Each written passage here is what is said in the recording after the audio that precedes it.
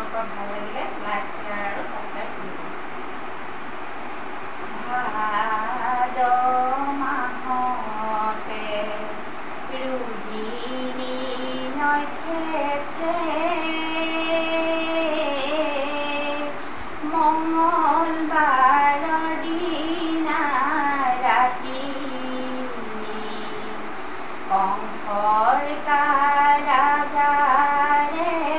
গোসাঁই উপজিলে জ্বলিলে সহস্ৰবাতি। ভাদ মাহতে ৰোহিণী নক্ষত্ৰে মঙ্গলবাৰৰ দিনা ৰাতি কংসৰ কাৰাগাৰে গোসাঁই উপজিলে জ্বলিলে সহস্ৰবাতি। ঘোৰ অন্ধকাৰে শিলে বৰষিলে